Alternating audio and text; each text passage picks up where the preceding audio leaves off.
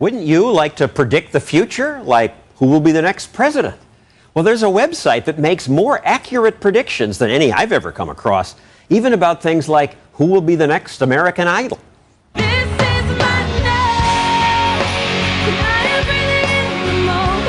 Intrade.com lets people bet on the future.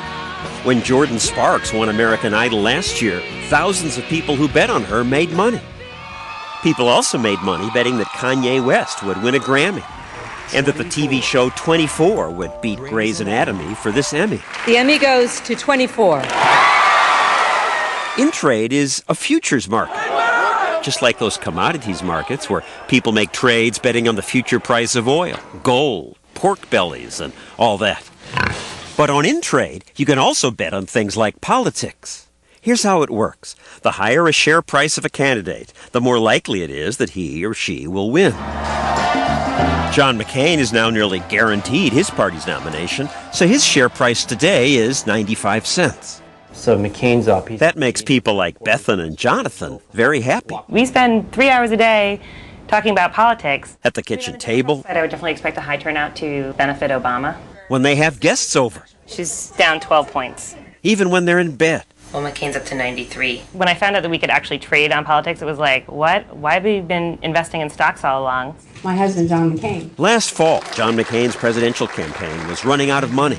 People said he'd drop out of the race. His share price on Intrade plummeted below 5 cents. If McCain somehow got the nomination, those same McCain shares would be worth $1. It's the first in the fall. As Bethan and Jonathan watched this Republican debate, they saw an opportunity to make money. Everyone was unloading their shares of McCain on Intrade.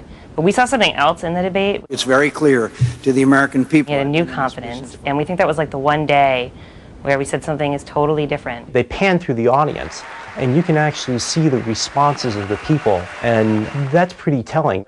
They decided that McCain's chances were undervalued. We sure showed them what a comeback looks like. And of course, they were right.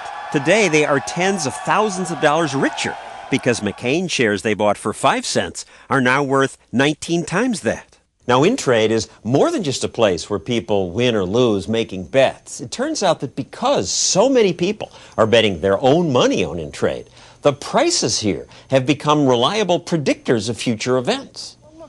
On TV, all kinds of political experts make pronouncements on what they think will happen. It's a given that Romney's going to win Iowa. But it turns out that the crowds of bettors who make the prices move on sites like Intrade are often right when the people on television are not. So you think John Kerry's going to win? I just think he has a profound advantage. Because in 2004, lots of experts predicted Senator Kerry would win the presidency.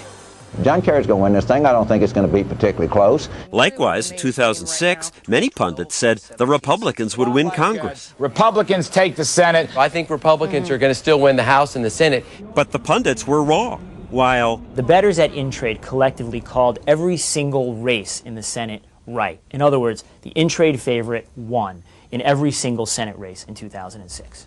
James Serwicki wrote a book called The Wisdom of Crowds.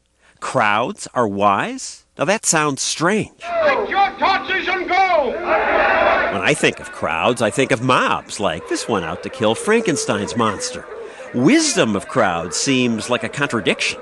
Crowds have a negative connotation, mob psychology. Crowds of people can be incredibly intelligent, even though no one person in the crowd knows everything.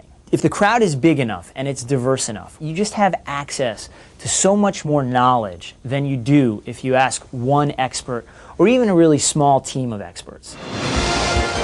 You see this on Millionaire. When a contestant's stumped, she can call an expert, usually a smart friend, or I am going to ask this geographically oriented audience, please. She can poll the audience. Now, the experts, they do pretty well. They get the answers right about 2/3 of the time. But the audience gets the answer right 91% of the time. Good job, audience. $1,000. Recently, some people in government wanted to use the wisdom of the crowd to predict where or when the next terrorist attack might take place. When the news broke, there was this enormous backlash. This betting parlor on the internet is ridiculous and it's grotesque. And so the government, basically, they just ran away from it. This might have been a great idea. But we've lost it because people are turned off. These are potentially tremendously useful tools for improving our national security. It's much more egregious not to use them than to use them. And today, Intrade is used not just to predict political races, but when will the next earthquake come? Or the next bird flu outbreak? The Intrade market data is used by the Navy, it's used by the Federal Reserve, but still there's confusion as to how your government would treat Intrade. John Delaney runs Intrade from Ireland. He's afraid to come to America because American politicians have passed laws against internet gambling. If you came to the United States, you might be locked up. I've been told I don't look good in an orange jumpsuit. We're pretty sure that what we're doing is legal, and we hope you're not here to entrap us, or I'm just kidding. We're not, but it's not clear that what they're doing is legal. It sounds like dirty. It's politics and money, and it's very taboo. You know, we haven't tried to move money back yet. In America, we have laws against betting. Right. It's kind of crazy when you think about the fact that the state actually sponsors gambling in the form of lotteries. Here are the Powerball numbers. Good luck, sir. There is no worse form of gambling in the world than lotteries. The state takes a huge percentage of it. The chances of winning are minuscule. So state lotteries are encouraged, but electronic prediction markets are forbidden?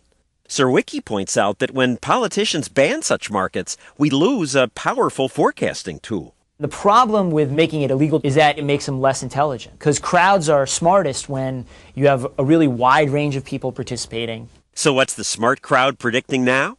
Well, on the lighter side, like who will be the next American Idol, the prediction market has David Cook ahead, though David Archuleta's share price is right behind.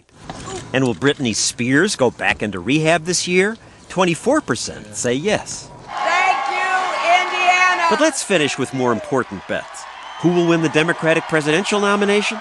After Tuesday's primaries, Hillary's share price has fallen from 22 cents to 9 cents today.